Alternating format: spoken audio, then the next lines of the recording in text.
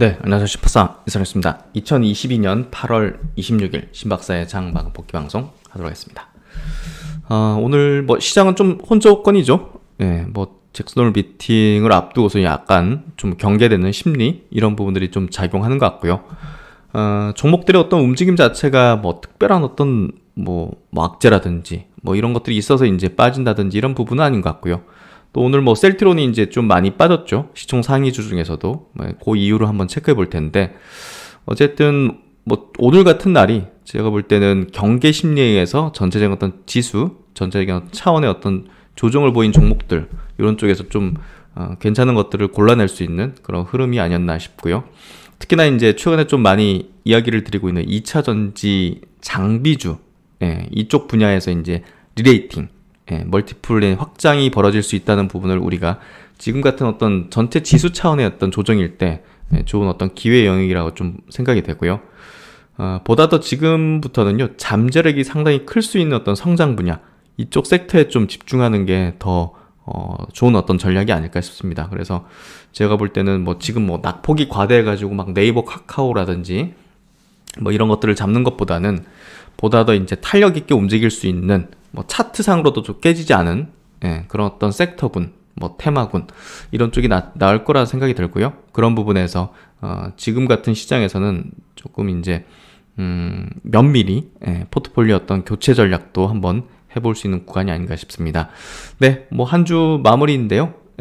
오늘 한번 시장 정리해보면서 다음 주에 대한 전략까지 한번 생각해보는 시간 같이 가져보도록 하겠습니다.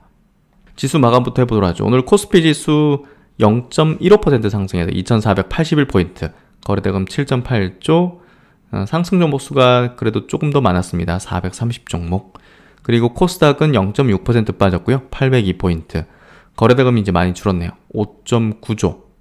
그래서 상승 종목 수보다 하락 종목 수 한 200종목 많아서 오늘 코스닥이 좀 상대적으로 약세였고, 수급적으로는 코스피 시장에서 외국인 기관이 1000억대 이상씩 순매수하는 흐름이었고, 코스닥은 외국인 기관이 각각 500억, 600억대 순매도, 선물은 외국인들이 1100억, 100계약 정도 순매도를 했고요. 어제 미국장에서는 좀 올랐죠. 나스닥이 1.6% 상승해서 최근에 이제 어떤 단기 낙폭을 좀 되돌리는 형태가 좀 나오고 있고, S&P 500 지수도 1.4% 상승, 다우도 한 1% 상승하는 흐름이었습니다.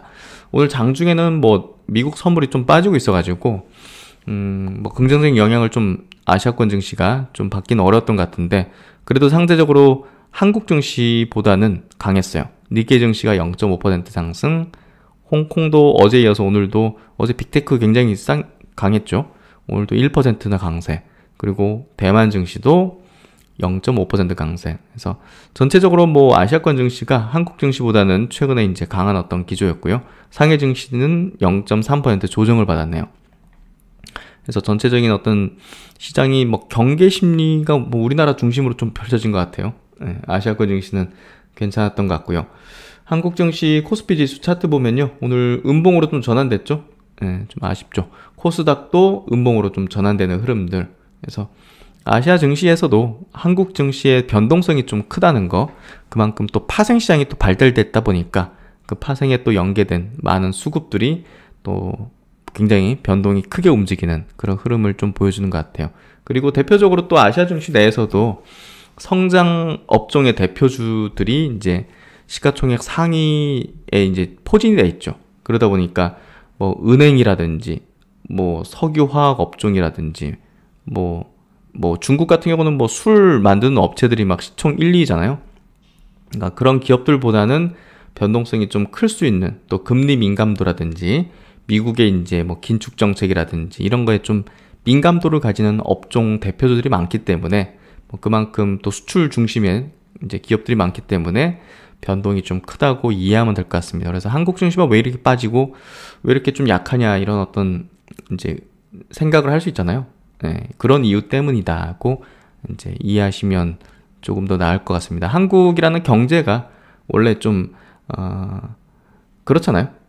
대외적인 어떤 변수나 흐름에 영향을 크게 받는 그런 대표적인 업종이고, 또 반도체, 메모리 반도체 자체가 한국의 수출에서 이제 큰 영향을 가지고 있고, 또 이제 우리나라 경제 GDP는 이제 수출에 이제 영향을 크게 받기 때문에 그만큼 삼성전자, 하이닉스의 흐름, 그리고 메모리 반도체 가격 변동에 한국 경제가 왔다 갔다 하는 거죠. 휘청휘청 하면서.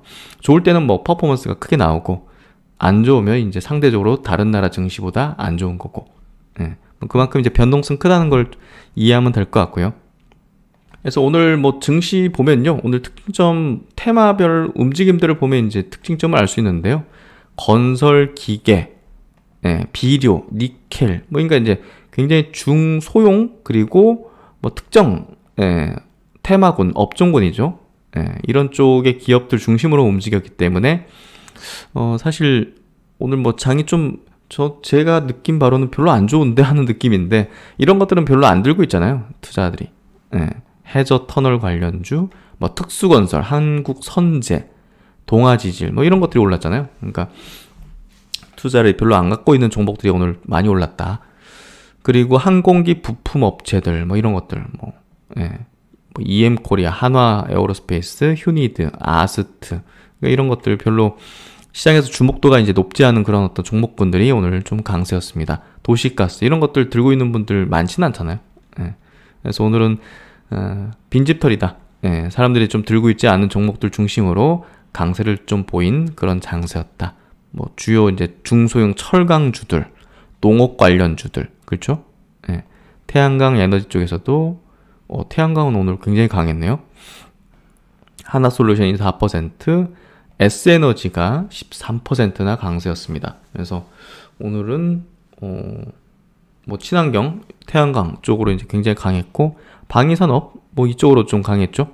방산업체들 여전히 강했고 뭐 이런 쪽이네요. 그리고 이제 오늘 뭐 그 여의도권에서 이제 계속 찌라시가 계속 돌았는데 뭐 러시아가 이제 뭐 엄청 큰 위협적인 발표를 할 거다 뭐 이런 어떤 내용이 계속 돌더라고요. 뭐 그런 부분 때문에 이런 것들이 좀 올랐는지 모르겠지만 어쨌든 시장 분위기 자체가 지금 뭐 굉장히 좀 단발성으로 올라가는 그런 중소형주 테마 형식의 어떤 장세가 좀 이어지는 그런 형태인 것 같고요. 좀 성장할 수 있는 그런 어떤 대표적인 어떤 업종 종목군들은 오늘 좀 조정을 받았거든요. 그래서 이 그 잭슨홀 미팅에 약간 경계 심리가 좀 작용했구나. 그걸 좀 알 수 있는 것 같고 사실 그건 큰 저는 문제는 될 것 같지는 않거든요. 잭슨홀 미팅이.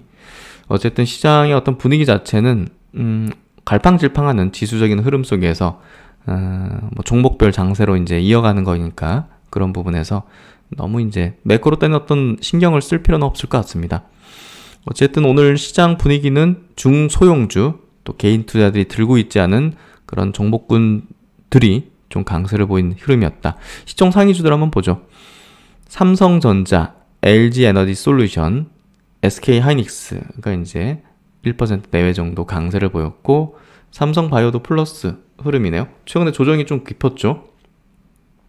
중장 기평선까지 내려왔다가 오늘 좀 플러스 돌아섰고 현대차도 오늘 플러스로 마감했고 현대차 다 회복했네요. 최근에 이제 뭐 악재 터진 거 뭐 얘기 많았지 않습니까? 뭐 미국에서 이제 보조금 못 받는 부분들. 근데 이제 그 펀더먼털 훼손 요인까지는 저는 아니라고 보기 때문에 중장기적인 관점에서는 계속 좋은 어떤 흐름으로 좀 보고 있고요. 현대모비스 플러스, 기아도 뭐 거의 보합 정도. 잘 방어했죠. 오늘 셀트론이 좀 많이 빠졌단 말이에요. 그래서 이 부분을 한번 체크해봐야 되는데 오늘 셀트론이 4% 빠졌고요. 뭐 특별한 내용이 없어요, 사실. 코스닥에서도 오늘 셀트론 헬스케어가 4%, 셀트론 제약이 3%. 그러니까 지수 하락에 상당한 영향을 미친 거죠. 사실 셀트론이 이제 정치권에서 뭔가 이슈가 나오거나 뭐 하면 좀 단발성으로 하루 이틀 정도 좀 떨어지는 경향을 과거에도 좀 보여왔죠, 사실. 그래서 이 기사가 나온 부분이 좀 컸는지는 모르겠지만 어쨌든 오늘 특별한 어떤 내용까지는 없습니다. 이 기사가 약간 좀 다분히 좀 의도성도 있는 것 같고 문재인 정부에서 셀트론이 사실 뭐 수혜라고 봐야 될까요? 코로나 이제 극복하는 게 당면 과제였지 않습니까? 그런 부분에서 본다면 백신 개발은 상당히 늦어지고 있고 뭐 국내 백신 개발은 늦어지고 있고 해외 백신을 이제 드리는 데 있어서 좀 늦어지고 있는 상황 속에서 뭐 사실 이전 이제 정부가 셀트론의 이제 치료제를 상당히 좀 뭐랄까 돌파구로서 예, 3은 느낌은 분명히 있죠. 예, 근데 셀트론 입장에서도 사실 코로나 치료제라는 부분을 개발하는 거는 엄청난 자금이 이제 소요되고, 기존의 본업에 대해서도 이제 뭐랄까요, 뭐 공장 가동 자체를 예, 이쪽으로 돌려야 되는 부분이 크기 때문에 득보다 이제 경제적인 어떤 측면에서 따질 때는 득이 많다고 확신할 수 있는 부분은 아니거든요. 근데 이제 결국은 인류를 조금 이제 나은 어떤 방향으로, 코로나 상황을 이제 극복할 수 있는 방향으로 하기 위한 그런 어떤 에너지를, 역량을 좀 집중했고, 뭐 그런 부분에서 이제 본다면 셀트론이 이제 이 뭐 특혜를 받았다 이런 개념보다는 그만큼 이제 코로나 전국 하에서 이제 뭐 경제적인 어떤 이해득실보다는 예, 그런 부분, 인류의 어떤 이제 극복할 수 있는 부분을 가지고서 이제 개발에 집중을 했다고 좀 볼 수 있는데요. 이 부분을 좀 짚어내는 예, 그런 어떤 기사인 것 같아요. 무슨 얘기냐면, 문재인 정부는 셀트론의 코로나19 치료제 레키론을 개발해 520억 원을 무상 지원했다. 근데 이제 엄청난 뭐 자금이 2, 3천억 자금이 임상비용, 개발비용으로 들어갔잖아요, 사실. 그리고 팔린 어떤 물량 자체는 턱없이 이제 적었고, 뭐 그런 부분에서 본다면 사실 이 무상 지원 받은 부분이, 야, 이게 과연 특혜냐? 일단은 치료제 개발에 있어가지고 성공했잖아요.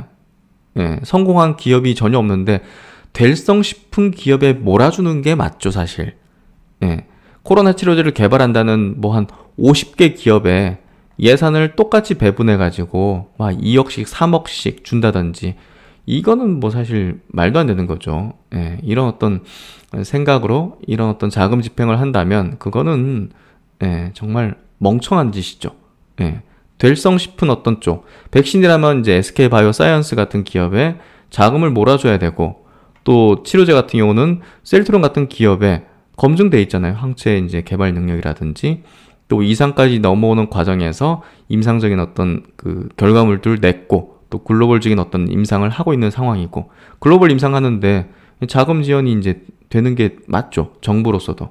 그래서 한국의 이제 또 그 가치를 또 높일 수 있는 그런 부분이기 때문에, 사실상 이제 이거는 특혜라기보다는 이제 될 만한 기업에 집중적인 지원을 해주는 게, 뭐 그건 당연히 자본주의 논리상으로도 맞는 부분이라고 생각해요. 그래서 이 부분은 이 기사에서 이제 뭐 감사가 필요할 수 있다, 뭐 이런 얘기가 좀 나온 것 같거든요. 그래서 그 부분이 좀 오늘 주가에 영향을 미친 게 아닐까, 뭐 그런 생각이 좀 듭니다.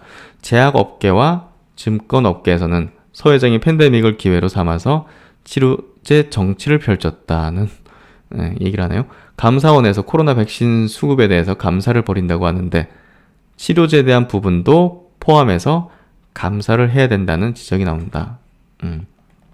그래서 이런 부분에 대한 논란이 약간 주가를 좀 누른 형태가 된 게 아닌가.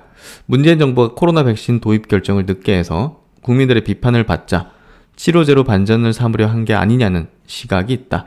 정부는 정치적으로 이용하고 기업은 정부 지원을 받고 주가까지 오른 효과를 본 것이다. 참 여기서는 또 이제 비서실장과의 동향에 대한 부분으로 또 이야기를 풀어나가네요. 그래서 제가 볼 때는 약간 논란 성격의 기사가 오늘 하루의 어떤 주가에 좀 영향을 미친 게 아닐까, 뭐 그런 생각이 좀 드는 그런 부분이었고, 셀트론의 어떤 뭐 최근에 이제 4%나 빠질 만한 특별한 이유까지는 없는 것 같고요. 뭐 그런 부분에서 제가 볼 때는 조금 이 기사는 논란과 또 일시적인 어떤 뭐 그런 영향 정도를 미친 게 아닌가, 이렇게 좀 생각이 됩니다. 그래서 바닥 대비 가파르게 또 올라왔으니까요. 뭐 다른 어떤 바이오주들하고 비슷하게 또 조정 성격의 흐름을 좀 보이는, 그리고 이제 매물대잖아요. 이런 데서 또 거래가 터졌고, 뭐 이런 부분에서 당연히 이제 또 본전 심리에 또 개인들의 어떤 매물이 나올 수 있는 구간대이기 때문에, 뭐 결국은 그런 어떤 조정 정도 받는 거다, 이렇게 좀 해석하면 될 것 같고요. 코스닥으로 넘어가서 오늘 바이오 종목들이 조정이 셌네요. 알테오젠이 3.5%, 뭐 셀트론 제약까지 좀 많이 빠졌고, LNF 2차전지 종목들도 오늘 좀 조정을 세게 받는 뭐 흐름이었던 것 같습니다. 뭐 동아기업 이런 것도 조정을 받았네요. 반도체 장비주들 예, 오늘 좀 강한 흐름을 보였던 것 같네요. 반도체 몇 종목들이 좀 강했고, 반도체가 전부 다 강한 건 아니었군요. 그래서 동진 세미캠 이런 거는 뭐 2% 정도 빠졌고, DB하이텍이 최근에 낙폭이 좀 많이 컸죠. 네, 이 부분을 좀 돌리는 그런 수급. 오스템 임플란트는 4.9% 상승. 횡령에도 불구하고 워낙 실적이 좋기 때문에 빠지지 않는 흐름을 보여주는 것 같습니다. 나노 신소재가 이제 퍼포먼스가 최근에 좀 좋죠. 오늘 같은 날 외국인 기관의 쌍거리 순매수 하는 흐름을 보여줬고, 굉장히 최근에 강한 어떤 기조의 흐름을 보여준 것 같습니다. 그래서 뭐 될 만한 기업들은 이제 뭐 방어적인 어떤 뭐 크게 빠지지 않는 그런 흐름을 좀 보여준 것 같고요. 그래서 오늘 그런 흐름이었고, 어제 이제 하나기술이 굉장한 이제 그 수주설 기사가 이제 나왔는데, 회사가 이제 어제 장 끝나고 나서 또 이제 해명 공시를 내야 되죠. 이 부분에 대해서. 왜냐하면 매출액 대비 일정 부분 넘어가면 공시사항이거든요. 근데 이제 이거에 대해서 이제 거래소에서도 이렇게 해명에 대한 부분을 이제 뭐 냈는데, 보시면 일단은 반고체 생산 설비 구축을 위한 업무 협약을 체결한 것은 사실이나 수주와 관련된 확정된 바가 없다. 확정된 바가 없기 때문에 제가 볼 때는 주가가 이제 살아 있는 거죠. 오늘 같은 날도 뭐 이게 뭐 팩트가 나와버린다든지 하는 개념보다는 오히려 이제 가능성을 남겨두는 게 오히려 이제 주가에는 더 좋은 영향을 미칠 겁니다. 그래서 오늘 도치 형태로 좀 균형 잡아서 이제 마무리된 것 같고요. 오늘 리포팅 바로 나왔네요. 하나기술에 대한 유진투자증권의 리포팅.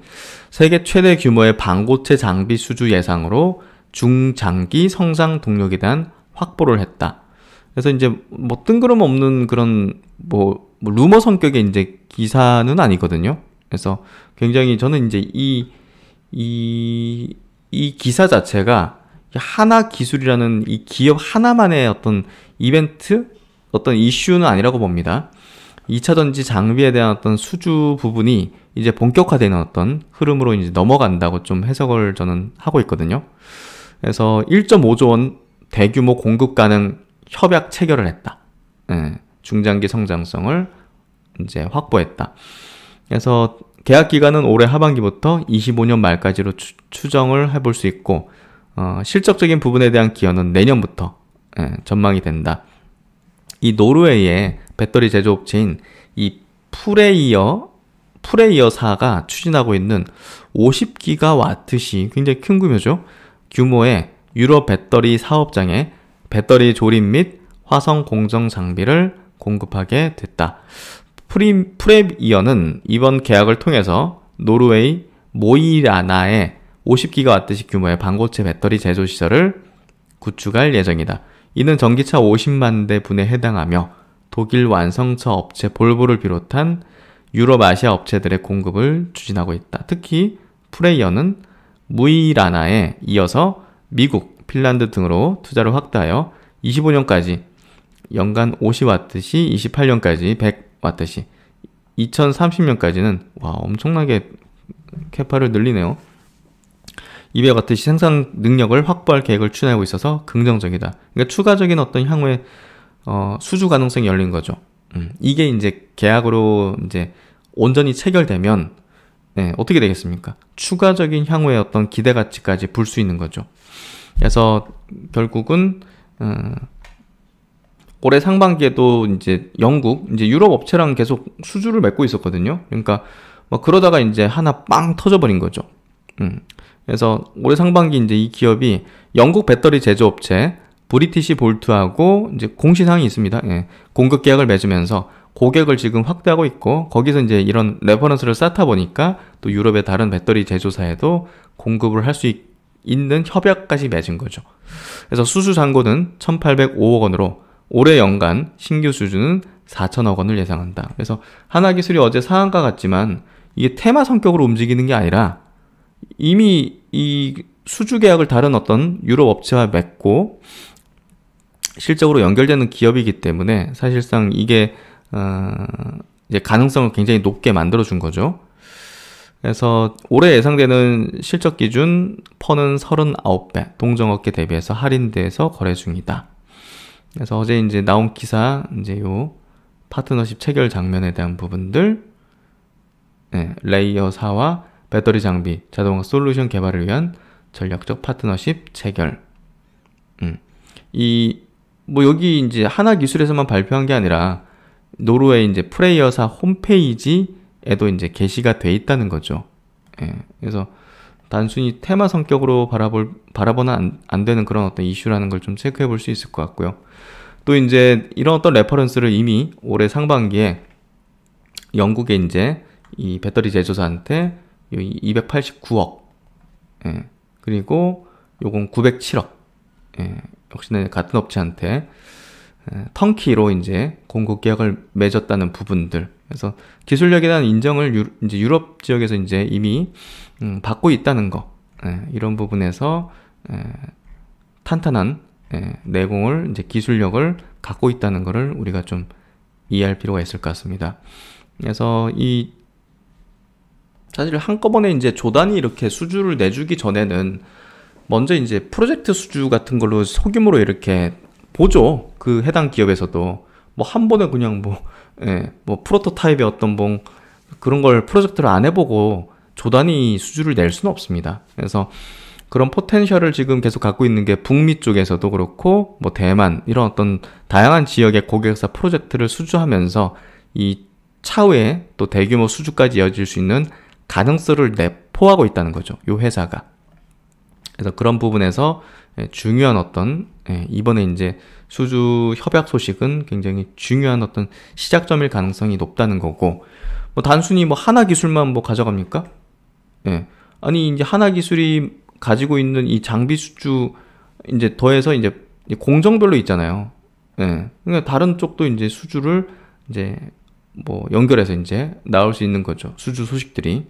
그래서 그런 부분에서 하나 기술만의 호재가 아니라 전체 2차 전지 장비 주 전반에 대한 호재 성격의 내용이다. 저는 그렇게 좀 해석을 하고 있습니다. 그래서 2차 전지 설비 글로벌 수주 가속화해서 이제 하나기술 IR 자료에 있는 내용인데요. 영국, 노르웨이, 중국, 프랑스, 독일 회사들, 싱가포르, 또 대만, 미국 회사들, 이런 쪽에 프로젝트 수주를 하고 지금 고객 또 밀착 영업을 하고 있다는 측면에서 본다면 결국은 향후에 어떤 추가적인 수주까지도 우리가 한번 기대해 볼 수 있는 포인트들이 있다는 거죠. 그래서 그런 부분에서 굉장히 기대를 한번 해볼 수 있는 섹터, 그리고 종목들이라고 좀 볼 수 있을 것 같습니다. 그래서 이제 2차 전지 생산 공정이 이렇게 돌아가거든요. 전국 공정, 조립 공정, 이제 충방전, 이제 최종 조립 공정, 이렇게 돌아가는데, 사실 지금 이제 시총이 가장 높은 기업이 PNT하고 이제 CIS거든요. 지금 이제 2차 전지 생산 공정에서 가장 진입 장벽이 높은 기술로 알려져 있는 게 바로 이제 여기입니다. 아변, 프레스 공정인데요. 이쪽에서 이제 그 두 기업이 이제 기술적으로 이제 꽉 잡고 있다 보니까 가장 그 시총을 높게 형성하는 흐름으로 좀 된 것 같고요. 나머지 이제 공정들도 중요한 문제, 기술적인 어떤 난이도가 높은 어떤 그런 기업들 중심으로 제가 볼 때는 투자 전략을 짜는 게 필요할 것 같습니다. 그래서 이렇게 2차 전지 장비 업체별 구분을 통해서 이제 극판 공정 설비 쪽에 이제 국내 기업은 이렇게 되고, 또 이제 노칭, 스태킹, 여러 가지 어떤 이런 또 조립 공정에서는 이런 기업들, 그리고 이제 그 마지막 이제 활성화 공정 장비 이쪽으로는 이런 기업들, 이런 기업들 해서 이런 것들을 좀 체크해가지고요, 개별적으로 좀 자세하게 들어가는 게 필요할 것 같습니다. 그래서 계속적으로 저도 이제 스터디를 하면서 어느 정도 좀 윤곽은, 탑픽 종목분들은 좀 골라냈고, 뭐 그 중에 하나가 이제 슈팅을 이번에 날려버린 거죠. 하나기술 같은 기업이. 그래서 결국 이제 장비 회사들은 이 셀 업체들, 뭐 LG엔솔, 삼성 SDI, SK온 이런 기업에 이제 공급하는 거 아니겠습니까? 주요한 국내 배터리사에게. 그래서 이런 관련된 기업들, 벤더사들을 우리가 잘 체크하는 게 필요할 것 같고, 국내 이제 이런 벤더사들, 장비사들은 해외에서도 상당히 선호도가 높습니다. 그 부분에서 제가 볼 때는 포텐셜을 굉장히 크게 갖고 있는 그런 기업들이다. 이렇게 좀 이해하면 될 것 같고요. 각 증권사별로 이제 리서치 센터에서 이렇게 관련주, 또 캐파를 늘리는 기업들 이렇게 또 정리가 된 자료가 있거든요. 그래서 이런 것들을 하나하나 좀 면밀히 체크하고 스터디를 해보면서 결국은 선수들이 지금 강력하게 또 준비하고 있고 매집하고 있는 이 영역에서도 제가 볼 때는 좋은 기업들을 이제 찾아볼 수 있을 거라고 봅니다. 그래서 2차전지 장비주들에 대한 리레이팅, 또 멀티플의 확장이 벌어지고 있고 잠재력이 큰 성장 분야에 우리가 집중하는 것이 수익률을 높이는 방법이다, 전략이다. 이렇게 좀 이야기를 드릴 수 있을 것 같습니다. 오늘 외국인 기관 동시 순매수 쪽 한번 보죠. 삼성전자 오랜만에 1등으로 올라왔네요. LG에너지솔루션, 현대차, SK하이닉스 시총 그래도 한 10위권 내 종목들이 수급도 굉장히 좋았던 것 같고요. LG노텍, 또 이제 방산주들은 여전히 강한 어떤 흐름들. 와, 진짜 강하네. 하나에어로스페이스 또 신고가네요. 한국항공우주 역시 신고가 영역에 다다른 어떤 형태가 되고 있습니다. 코스닥 넘어가서 나노신소재, 2차전지 소재주들 강세 이어지고 있네요. 대주전자재료도 수급 좋은 어떤 형태 좀 나와준 것 같고요. 오늘 반도체 기업들 중에서도 원익QNC, 심텍 이런 기업들 강세였고, 엠플러스, 대보마그네틱, 2차전지 장비주들 이쪽으로 좀 수급이 좀 붙는 모습이 있네요. 그래서 이런 쪽을 우리가 좀 중요하게 볼 필요가 있을 것 같습니다. 그래서 어쨌든 뭐 시장 자체는 지금 좀 엎치락뒤치락 하면서 또 조정받는 구간에 좀 있는 상황인데요. 종목별로는 또 활발하게 움직이는 또 준비되고 있는 쪽은 이렇게 또 있기 때문에 우리가 이런 쪽으로 좀 전략을 집중할 필요가 있지 않겠는가 생각이 좀 됩니다. 네, 한 주 뭐 그냥 좀 조정하는 시장의 어떤 흐름이었던 것 같은데요. 그래도 잘 전략을 짜면요, 지금 구간에서도 좋은 어떤 성과를 낼 수 있다는 생각이 듭니다. 네, 한 주 고생 많으셨고요. 신박사는 또 열심히 또 학습하고 공부해서 다음 주에 뵙도록 하겠습니다. 네, 편안한 저녁 시간 되시고요. 즐거운 금요일 밤 되시기 바랍니다. 감사합니다.